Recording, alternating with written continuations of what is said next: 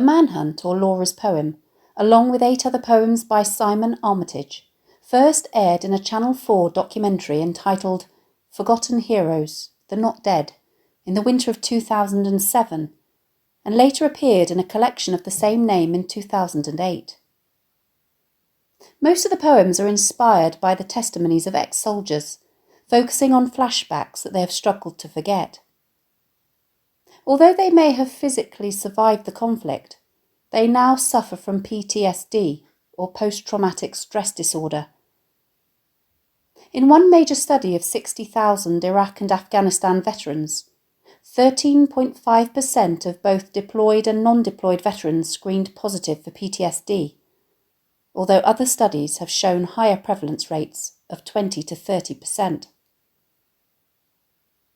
The title of the collection, Forgotten Heroes, The Not Dead, alludes to the way in which those who are wounded but return are not necessarily regarded as heroes, often overlooked in favour of those who have died in combat. If someone is not dead, logically they are alive, but this word has positive connotations of vitality and exuberance.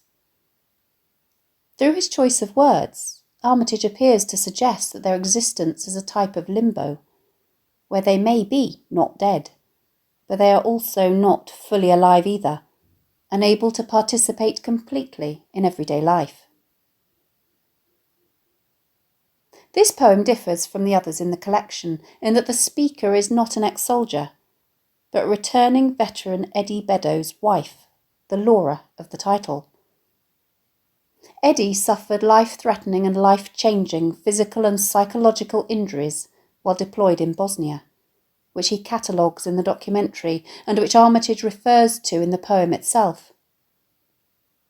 Eddie describes how a round hit him in the face and entered just beneath his eye, travelling through his cheek and blowing out the corner of his bottom jaw. It then went down his neck, nicking the carotid artery in the process, before bouncing off his shoulder blade and collarbone, shattering both of them. It also broke his ribs, puncturing his lung and scarring the back of his heart, before it ricocheted off his rib cage, going through his lower diaphragm, scraping his stomach, and puncturing his intestine, before coming to rest by his kidney. He explains that this has had a lasting impact on him, stating that he was a different person before he got shot. This poem explores the impact of the physical and psychological wounds sustained during conflict, seen through the eyes of those at home to whom these veterans return, and the way in which Laura was able, through quiet and dogged determination, to rediscover and reconnect with a husband who has been irreparably altered by his physical and psychological scars. Eddie explains her importance to him. Fortunately, my wife is one of my biggest saviours. I really couldn't function without her. She's everything. I confess my sins, tell her my fears, explain my emotions, share my nightmares, and she doesn't have to understand. She just has to listen. And she does. Laura adds, I'm glad I stuck with it, because I don't think I'd ever leave now. I don't think there's anything now that I wouldn't stand up and go through with him. The poem comprises 13 stanzas, each of which is a couplet, and these make up 5 sentences of varying lengths. Most couplets are end-stopped with a comma or a full stop, which forces the reader to pause slightly between stanzas and evokes the way in which Laura is compelled to take her time over each step to gain her husband's trust, before moving on to both greater physical and emotional intimacy. In the first sentence, the reader follows the speaker's journey downwards as she traces the more superficial physical paths of destruction wrought by the bullets through her husband's body. In the second sentence, she is finally able to travel upwards and simultaneously more deeply, suggesting that she has made enough progress to begin to help him rebuild emotionally. Armitage employs enjambment in both stanzas 11 and 12, which allows the reader to move more quickly, suggesting Laura's anticipation and apprehension as she gets closer to understanding the source of her husband's psychological pain, which has changed him from the person she knew before. There's no formal rhyme scheme, although Armitage does employ perfect single or masculine rhyme in the first 3 stanzas to create rhyming couplets, perhaps to suggest that the first bit is the easy bit, and at the end of the 3rd sentence in the 10th stanza, perhaps to suggest the end of the bullet's destructive path.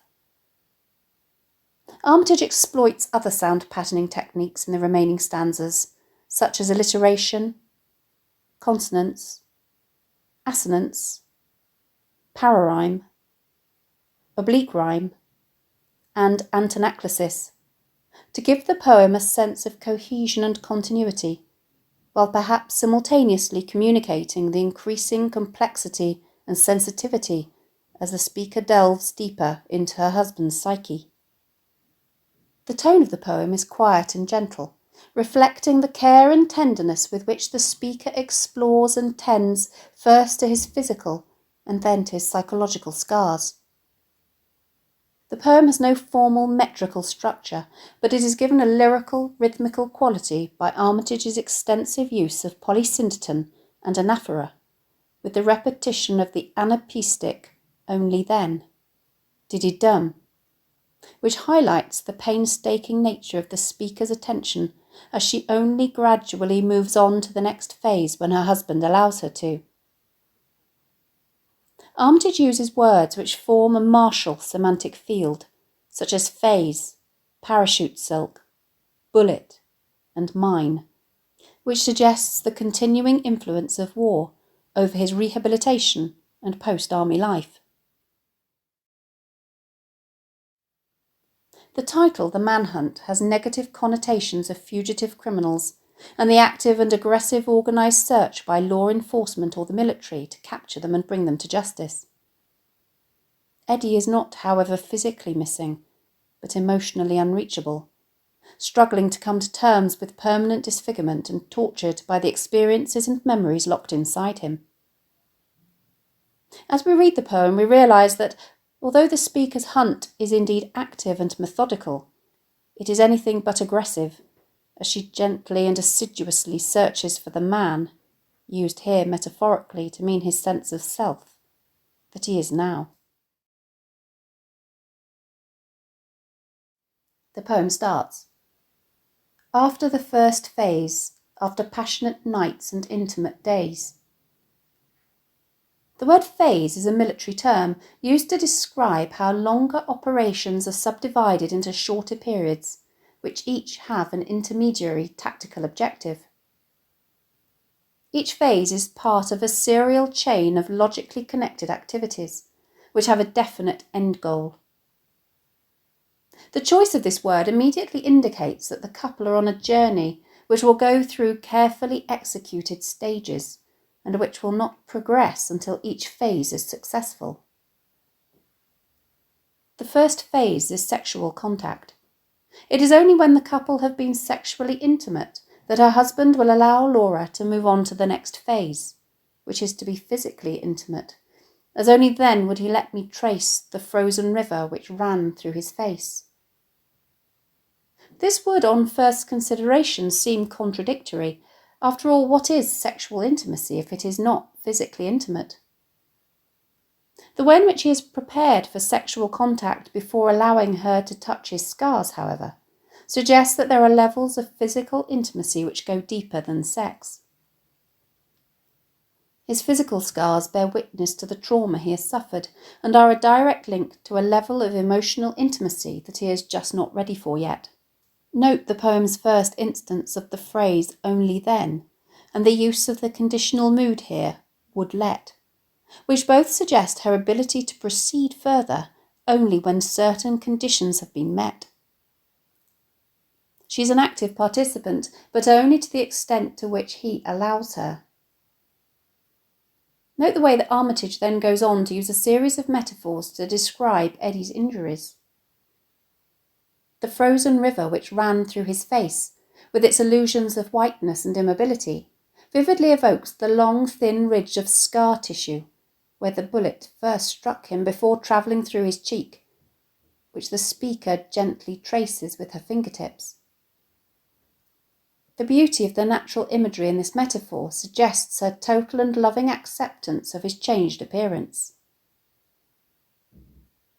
The poem continues, "Only then would he let me explore the blown hinge of his lower jaw." Not only does this image refer to his physical injuries, but also perhaps to his inability to open up and speak about his feelings. The next 3 stanzas complete the first sentence. "And handle and hold the damaged porcelain collarbone, and mind and attend the fractured rudder of shoulder blade, and finger and thumb the parachute silk of his punctured lung." Each couplet begins with an anaphoric and polysyndetic and, further picked up by the ands connecting the pairs of verbs in the first line of each couplet. Note how each verb conveys a sense of gentleness and care, which Armitage enhances through his choice of sounds. The aspirated, a breathy sound in hinge is picked up in the alliterative handle and hold. The oblique internal rhyme of mind and attend, and the further consonants of the heavy d sound in handle, hold, damaged, fractured, rudder, and shoulder blade, means that the reader is compelled to articulate these lines slowly and with care. The metaphor porcelain, used to describe her husband's collarbone, evokes not only its whiteness, but its delicacy and fragility. A rudder is a flat piece which is attached to the stern of a boat to enable it to be steered. Armitage's use of the metaphor fractured rudder to describe his shoulder blade perhaps suggests that he feels directionless and no longer in control of his own life. Armitage captures not only the fragility and delicacy of his punctured lung through the metaphor parachute silk, which can be held between a finger and thumb, but also the life-threatening nature of his injuries. If a parachute is punctured, it is no longer able to hold air, and so plummets to earth. These stanzas, while not employing single or masculine rhyme as in the first 3 stanzas, make use of assonance with the long O sounds in hold and bone, and short sounds in thumb and lung, as well as consonants with the d sounds at the end of attend and blade, to maintain the poem's lyrical quality. The second sentence is notably shorter at just 2 stanzas this time. "Only then could I bind the struts and climb the rungs of his broken ribs and feel the hurt of his grazed heart." There's a sense that we've moved on to the next phase of Laura's own military-style operation now. Note that she has taken on more autonomy. Before, she could only act when he would let her, but now she becomes more confident and proactive, indicated by the modal auxiliary verb could, which is the past tense of can, as she is able to help him to heal by metaphorically binding or bandaging the struts of his broken ribs. A strut is a rod or bar, which is a supporting part of a framework, and Armitage is creating the image of a ladder up which she is able to move, as she climbs the rungs of his broken ribs. Here the sound patterning is slightly more complex, employing assonance in the long I sounds of bind and climb, and in the short sounds of struts and rungs, the alliteration of bind and broken, and rungs and ribs, as well as the almost perfect rhyme of lung and rungs across the stanza break, to create a sense of cohesion. Her developing empathy is clear as she is able to now feel the hurt of his grazed heart. Here the image is clearly to do with the injury he sustained, but it also works on a metaphorical level, suggesting the emotional pain that he is suffering. Note the para-rhyme of hurt and heart. She's getting closer to him all the time, although she is not quite there yet. The third sentence is also 2 stanzas long. Skirting along, only then could I picture the scan, the fetus of metal beneath his chest, where the bullet had come to rest. The phrasal verb skirting along suggests that she is tentative and hesitant. She stays at the edges, unwilling to jump straight in. The metaphor fetus of metal to describe the bullet's final resting place is sinister. Armitage himself explains that he wanted to capture the moment of shock as the bullet is located. The word fetus denotes an unborn baby and usually has positive connotations of new life. But the juxtaposition of a word which describes a living being comprising human flesh with the uncompromising coldness of metal suggests that this bullet has the potential to cause further harm and damage later on. Once more, Armitage employs single or masculine rhyme here, the finality and completeness of which perhaps reflecting the way in which the bullet's destructive journey has finally come to an end. The fourth sentence extends over the next 5 lines. Then I widened the search, traced the scarring back to its source, to a sweating unexploded mine buried deep in his mind, around which every nerve in his body had tightened and closed. Note how this sentence begins then rather than only then. The lack of the adverb only implying her complete autonomy and suggesting that she has gained her husband's total trust. Once more, the verb traced is used, but this time it has changed in meaning, a form of repetition known as antinaclasis. In a second stanza, it was used to evoke the way in which the speaker physically traced with her fingertips the superficial scarring of his face. Now she is tracing or finding through investigation the source or deep-rooted cause of his scarring, here meant metaphorically to mean emotional suffering, and is an indication of just how far the pair have come on their journey. Armitage now employs enjambment across stanza breaks to give the poem momentum, as the speaker gets ever closer to her quarry. The source of his pain appears to be a sweating, unexploded mine buried deep in his mind. A mine is a type of bomb that is placed on or just below the surface of the ground, which detonates on contact with a person or a vehicle. The adjective sweating is probably an allusion to the night sweats and terrors which are a symptom of PTSD.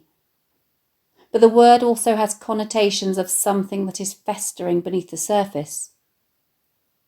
This, in conjunction with the adjective unexploded, suggests that it still has the potential to cause further destruction and injury. There's an implication that if she does not metaphorically tread carefully, she runs the risk of unwittingly detonating the mine, which could bring about a violent outburst of rage or breakdown. As a self-defense mechanism, every nerve in his body has tightened and closed around these memories in an attempt to keep them locked away. The almost but not quite identical sounds of mine and mind here are another indication of just how close Laura is in her quest, in Armitage's own words, to defuse him, as one would a bomb. The final sentence is 1 line long. It is short and to the point. Then and only then did I come close. Even after a long and painstaking journey of discovery through the building of intimacy and trust, she still has yet to find him totally. Note in another example of antinaclasis, the repetition of closed and close here, which has an almost identical rhyme with the harsher z sound in the former and the softer s sound in the latter. There's a suggestion that unless we have had these experiences at first hand, our empathy can only ever be incomplete, and this is echoed in the almost but not quite rhyming of this final couplet. Thanks for watching. If you have any questions, please let me know in the comments section below, and I'll do my best to answer them. Don't forget to subscribe to my channel for more videos on English language topics and exam techniques and English literature texts.